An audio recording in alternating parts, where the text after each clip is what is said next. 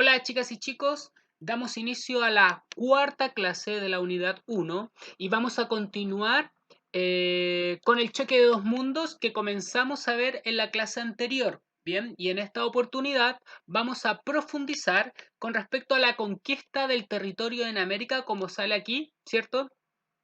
En la diapositiva, ya que en la clase anterior vimos cómo llegan los europeos a América y dialogamos un poco sobre el punto de vista que le íbamos a dar a este acontecimiento histórico de la humanidad. Y en esta oportunidad vamos a profundizar aún más con respecto a la conquista como tal que se dio en América. ¿Ok? Entonces, tenemos esta línea de tiempo que nos ha venido acompañando durante las presentaciones para siempre ubicarnos en un tiempo y un espacio.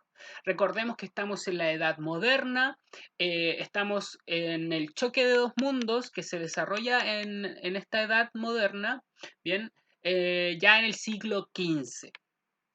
Así que continuamos y tenemos este recordatorio un poco de lo que vimos en la clase anterior, los viajes de exploración, ¿cierto? Los viajes de exploración que tenía España y también Portugal y otros reinos por la búsqueda de riquezas, ¿cierto? Por este sistema mercantil en donde el objetivo era acumular riquezas y para eso teníamos que ir a buscarlas y los medios de exploración iban a ser la carabela, ¿cierto? Y otros elementos que complementaron en las rutas comerciales, ¿cierto? Y también rutas de exploración, como la que llevó a cabo la corona española y el reino de Portugal. Entonces, hablamos también sobre un debate, una discusión, un diálogo sobre el concepto de descubrimiento, ya que con el tiempo comienza, ¿cierto?, a ser llamado este acontecimiento histórico como un descubrimiento, pero se criticaba ya que era una mirada un tanto eurocentrista o en donde se decía que era una historia contada desde los europeos, ¿cierto? Ya que ellos se consideraban el centro del mundo y por lo tanto no reflejaba la realidad, ¿cierto?, completa de lo que ocurrió y también eh, traspasaba a los seres humanos o a los indígenas, a las comunidades que se encontraban en América a un segundo plano, por lo tanto no era 100% representativa de la historia en sí. Es por eso que después lo hablábamos como un encuentro de dos culturas, pero también decíamos que esta palabra invisibilizaba un poco lo violento que fue este encuentro, ¿cierto? Que es lo que vamos a ver durante esta clase, que fue llamado conquista. Y también otro concepto que se le denominó a este acontecimiento fue una invasión como tal, ¿cierto? Una invasión en donde una cultura se superpone por sobre la otra y que fue un poco lo que se dio durante el proceso de conquista y colonia en América. Entonces, recordando también, vimos que este choque de dos culturas iba a tener características y que se generaba este choque porque eran dos culturas completamente distintas, ¿cierto? Una, por ejemplo, veía el tiempo de una forma lineal, en el caso de los españoles, y los indígenas veían la historia de una forma cíclica. Inmediatamente al tener ese punto de vista del tiempo, todo va a ser distinto en lo cultural, en el día a día, el cómo ver la naturaleza, el cómo ver a los seres humanos, el cómo vivir, ¿cierto? Iban a chocar y por lo tanto este choque generó muchos conflictos y por lo tanto al ver un choque una tenía que ganar por sobre la otra y en este caso la fuerza física va a ser lo que y de las armas va a ser la que va a sobreponerse por la fuerza de la naturaleza en el caso de los indígenas. Bien, entonces continuamos y conocemos el objetivo de esta clase que es conocer e identificar las características del proceso de conquista española en el continente americano. Bien, este proceso de conquista o invasión, como algunos le llaman, ¿cierto? Es interesante de conocer porque genera muchos cambios, bien, cambios culturales, cambios sistemáticos, cambios organizacionales, pero estos cambios afectaron a una comunidad más que a otra. ¿A qué me refiero? ¿A qué comunidades me refiero? Me refiero a la española y a las comunidades indígenas de América, ¿cierto? Quienes sufrieron mayores cambios fueron los indígenas, porque le cambiaron y desarticularon completamente su forma de ver el mundo, su cultura, ¿cierto? Ya que se superpuso la española por sobre la cultura indígena, desplazando todo lo que eran las tradiciones y cultura indígena, ¿cierto? Imponiendo una religión, imponiendo una forma de trabajo, imponiendo una forma de hablar. Por lo tanto, eso generó una desarticulación en la cultura indígena, ¿bien? Que es lo que vamos a ir profundizando en esta clase. ¿Ok? Para comenzar, es importante que conozcamos el Tratado de Tordesillas de 1494. Bien, este tratado que se firma el 7 de junio del año que acabo de mencionar, en donde se lleva a cabo una serie de acuerdos entre la corona española y el Reino de Portugal, y en el fondo buscan dividirse el mundo, como se puede ver en la imagen, que es un poco lo que refleja este Tratado de Tordesillas. Eh, Principalmente, como ambos reinos buscaban rutas comerciales y también nuevos territorios y riquezas, al tener el cierre, miren, vamos a mirar el mapa aquí. Se supone que aquí los países de Europa estaban buscando ciertas nuevas rutas comerciales. Portugal se va por la costa de África, ¿cierto? Ya que ¿cuál era el objetivo de buscar nuevas rutas comerciales? Llegar a la India, porque con la India Europa tenía una relación económica con la India, pero el imperio turco otomano, bien, bloquea las rutas comerciales terrestres, por lo tanto España buscaba llegar a la India, ¿ok? Y en esta suerte de exploración en las carabelas, España decide optar por ir en llegar a la India por el Atlántico, mientras que Portugal decide irse por la costa de África. Y el rey de España, al aceptar el proyecto de Cristóbal Colón, bien, al aceptar esta ruta de exploración, con el objetivo de llegar a las Indias, deciden irse por el Atlántico. Y en esta exploración es que llegan a América. Por lo tanto, eh, se genera este acuerdo entre España y Portugal, ¿cierto? Por estos nuevos territorios, ya que Portugal también logra llegar a América. Entonces, esta serie de acuerdos entre el Reino de España y Portugal va a establecer dos acuerdos principales, concretos. Bien, ¿qué es el que vemos en la imagen? Primero, que se va a establecer una línea de demarcación, que es esta, entre los dos polos. Una línea que atraviesa de polo a polo, bien, una línea que cruce el Atlántico, va a dividir el Atlántico, bien, y que se va a establecer desde 370 leguas al oeste de la isla Cabo Verde. La isla Cabo Verde es una isla que se encuentra por aquí, ¿bien? Y por lo tanto, a 370 leguas al oeste se va a comenzar a tirar la línea de demarcación de polo a polo. Bien, y con esta línea se iba a dividir el mundo entre España y Portugal, que es un poco lo que se refleja en la imagen de aquí abajo.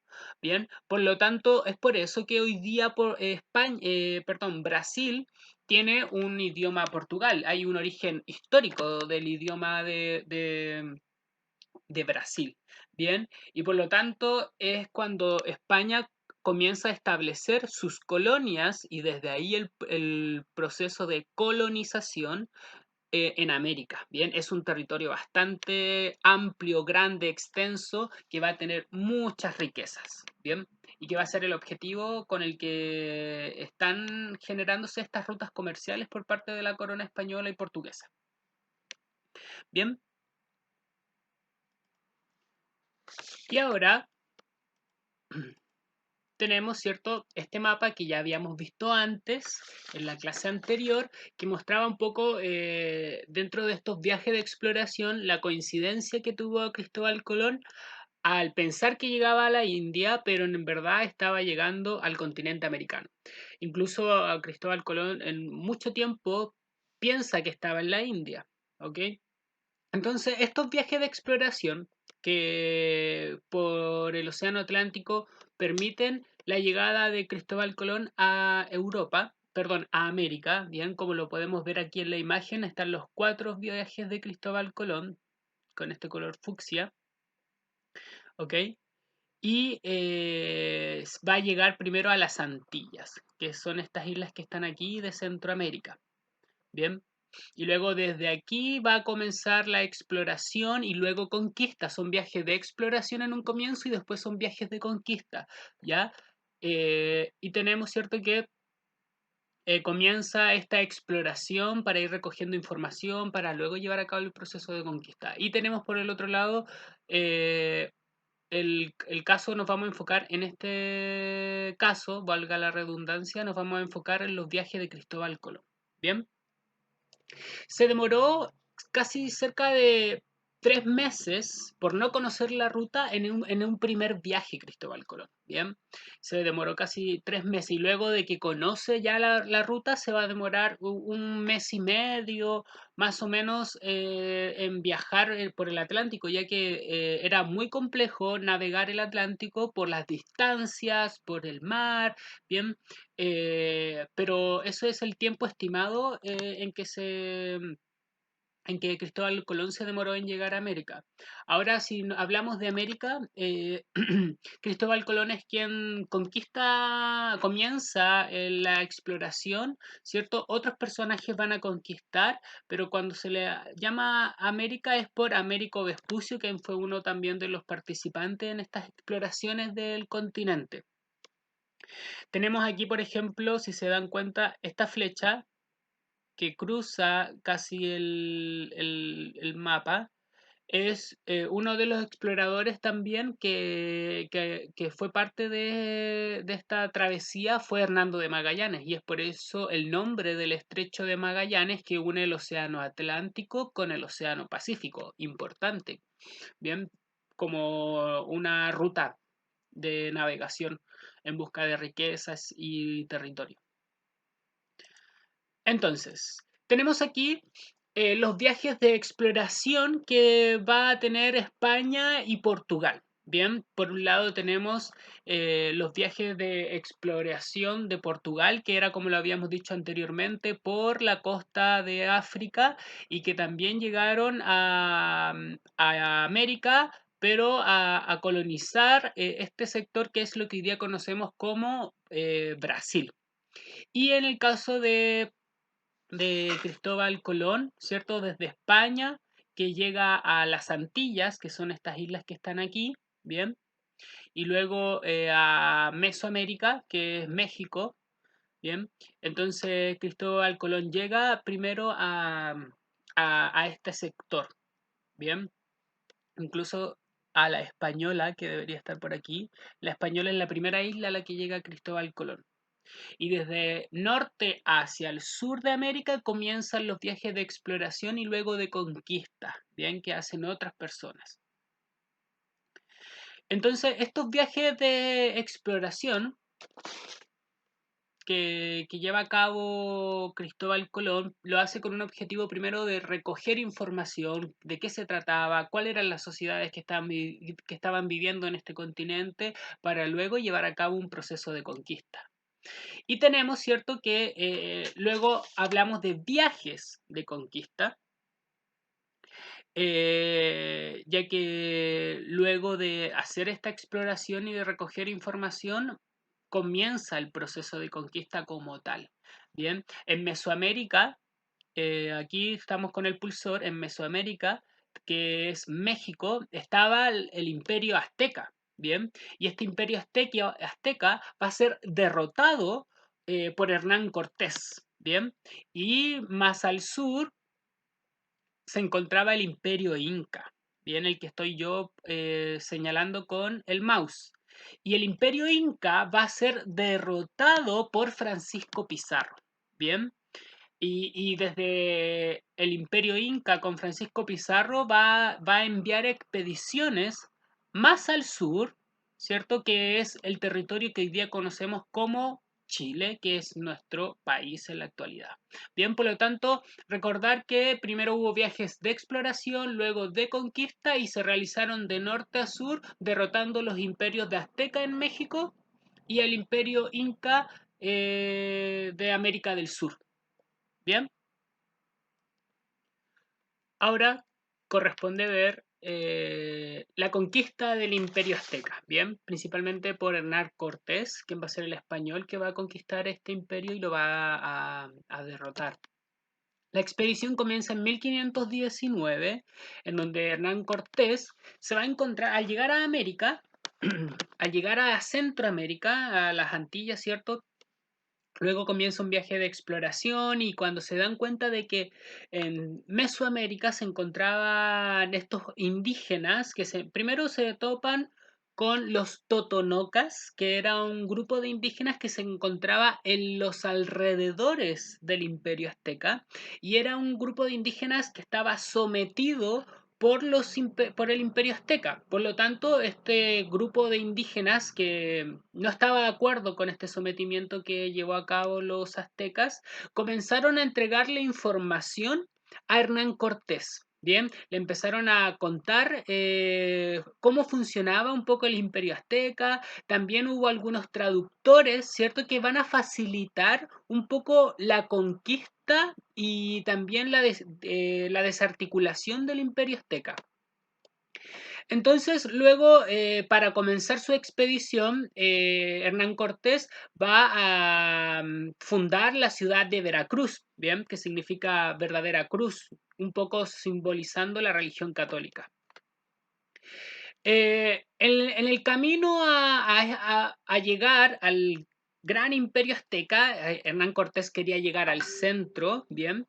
Y cuando comienza este camino, va a ir sometiendo a algunos indígenas, como también algunos de forma voluntaria se van a sumar a la hueste de Hernán Cortés. Bien, por eso se habla de fortalece su hueste. La hueste es el grupo de personas que viene acompañando a Hernán Cortés con ejércitos, bien, con traductores que van a permitir la conquista del imperio azteca. Entonces, cuando ya llega a Tenochtitlán, la ciudad principal del Imperio Azteca, que es la que ven en las imágenes, que es una ciudad que relatan algunos historiadores hermosa, que los españoles realmente se asombran al ver esta ciudad y cómo lograron construir una ciudad sobre un lago, bien, el lago Texcoco. Entonces, era impresionante para algunos exploradores conocer esta gran ciudad y sobre todo sobre su infraestructura que fue creada sobre un río, perdón, sobre un lago, ¿ok?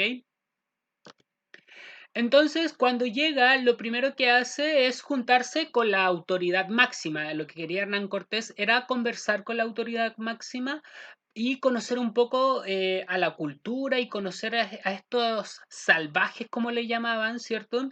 Y se dan cuenta que no eran tan salvajes, que tenían una gran organización social, económica, política, una cultura muy desarrollada, bien, y lo podemos ver en la imagen como esta gran ciudad sobre el lago Texcoco va a ser importante como un imperio, ¿bien? Luego de que toman prisionero a Moctezuma, el líder de los aztecas, hay una depresión del pueblo, ¿bien? Porque toman prisionero a su líder, por lo tanto hay una depresión que va a facilitar la conquista de Hernán Cortés, ¿bien? La gente no va, muchos se van a deprimir por la captura de su líder. Y otro factor que facilita la conquista del Imperio Azteca va a ser su organización jerárquica.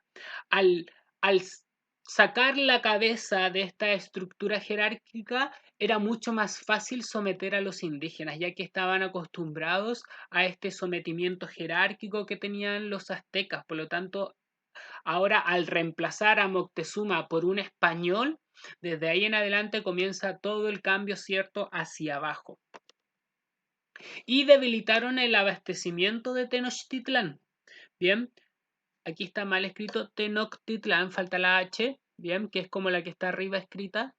Entonces, debilitaron el abastecimiento de Tenochtitlán, por lo tanto, eso generó que la ciudad estuviera mucho más debilitada por parte de la población.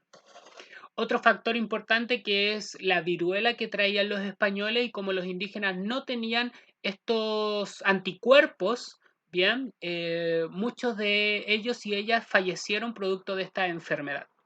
Entonces, todos estos factores durante el proceso de conquista del Imperio Azteca va a generar que los españoles, Hernán Cortés, la denomine como la Nueva España.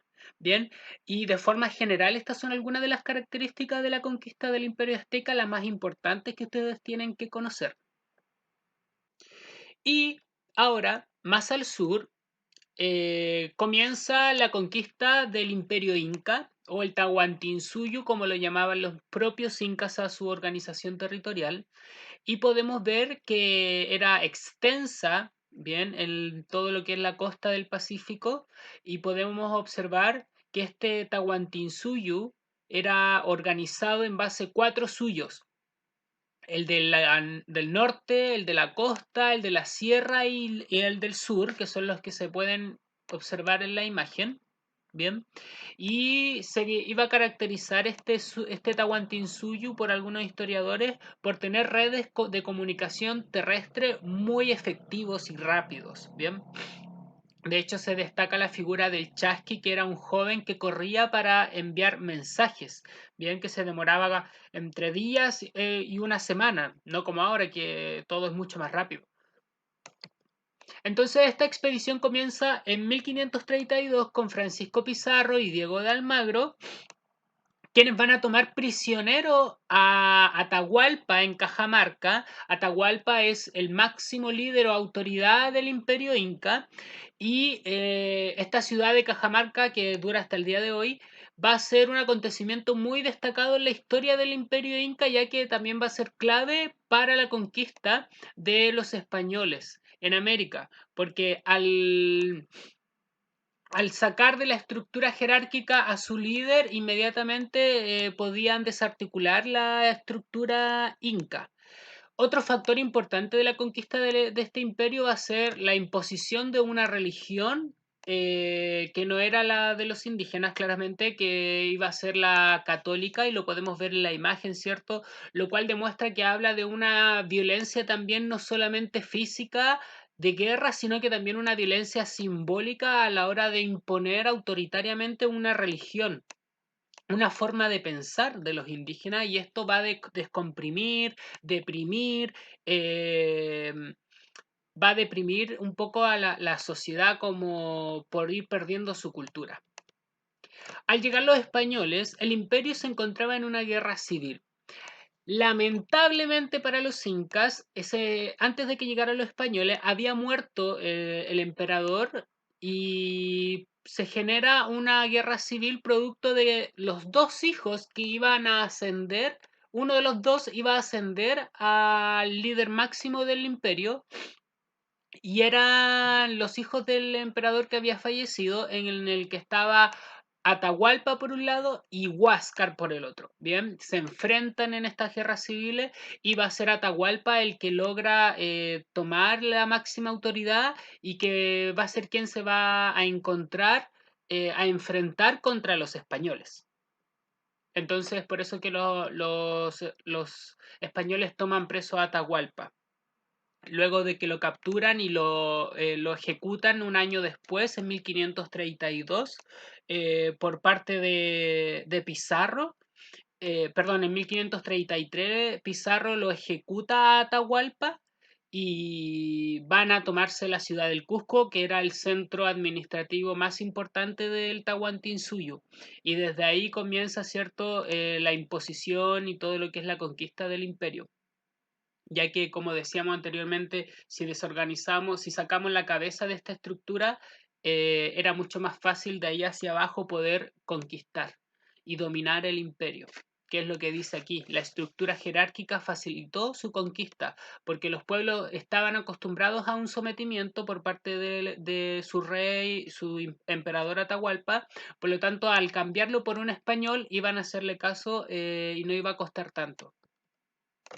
Entonces, de manera violenta van a llamar Nueva Castilla en honor a uno de los reinos de España, que era Castilla, y por lo tanto, de esta forma también le dan el nombre al Tahuantinsuyo con un punto de vista español. Entonces, ahora Francisco Pizarro decide quedarse en el Cusco y otro de sus compañeros, que va a ser Diego de Almagro, deciden continuar hacia el sur en esta exploración. Entonces hablamos de la conquista de Chile, que fue iniciada por Diego de Almagro y luego más tarde la continúa Pedro de Valdivia. Bien, y aquí tenemos en la imagen, como pueden observar, ¿cierto? El viaje de la expedición de Diego de Almagro, la flechita verde, y luego o más tarde la expedición de Pedro de Valdivia. Ambos tienen dos rutas distintas para llegar a Chile, en lo que es, o al territorio que hoy día es Chile. Bien, Diego de Almagro tomó la más difícil, la más compleja para su ejército o para su expedición, ya que se fueron eh, por todo lo que es la ruta del altiplano. Todo esto es el altiplano, ¿bien? Donde hay extremas alturas, una oscilación térmica muy amplia, es decir, mucho frío, mucho calor, y esto generó que, claro, hubiera caídas en su expedición, no todos llegaran, llegó con muy pocos a lo que iba a ser el Valle de Santiago. Entonces fue muy compleja la ruta de Diego de Almagro y cuando se devuelve por la ruta ya del desierto, que es la que vemos aquí, y que después Pedro de Valdivia en 1542 va a ser la que va a tomar para volver al Valle de Santiago. Bien. Y así se funda la ciudad de Santiago de Nueva Extremadura en 1541. Recordemos que también en América y en Europa hay otras ciudades que tienen el nombre de Santiago, pero se le llama de Nueva Extremadura por su ubicación, por las condiciones climáticas, ¿bien?, que era este territorio. Ahora, cuando Diego de Almagro comienza a viajar al sur, fue motivado por más riqueza, ¿bien? Y algunos indígenas le dijeron hacia el sur que había más riquezas, oro y plata, y es por eso que Diego de Almagro se motiva a una expedición más al sur, que es Chile. Pero, lo cual era falso, todos sabemos que aquí no había oro ni plata, ¿bien? Entonces, en la exploración al sur también se va a encontrar con la resistencia indígena del pueblo mapuche. Y eso es parte de otra clase que vamos a ver más adelante, pero sí es importante mencionarlo para que lo puedan recordar. Entonces, ¿qué motiva a los conquistadores? La búsqueda de fama y riquezas, bien, este sistema mercantilista que buscaba la acumulación de riquezas, ¿cierto? Y que iba a dar la posibilidad de tener tierras, y esto qué significaba que la corona española le pudiera dar tierras, títulos de nobleza, ya que los que llegan a América eran personas que muchos de ellos estaban en la cárcel, otras personas estaban empobrecidas, algunos mercaderes, pero no eran personas importantes o tenían un rango político importante. Por lo tanto, esto iba a darle estos beneficios al explorar y conquistar América. Bien, entonces también les iban a dar la posibilidad de tener un grupo de indígenas a su servicio, o para que le trabajaran la tierra o en algunos otros oficios. Bien, y claramente un espíritu de aventura que era lo que estos conquistadores buscaban. Bien, vamos así terminando ya esta clase. Espero que les haya servido para comprender un poco lo que significó el choque de dos mundos, ¿ok? La conquista del territorio en América y cómo llegan a lo que es nuestro territorio hoy día en la actualidad, nuestro país Chile. Bien, así que no se olviden de estar respondiendo sus desafíos, sus actividades semana a semana y cualquier duda lo pueden hacer en los comentarios o enviándome un correo. Que estén bien, cuídense, chao.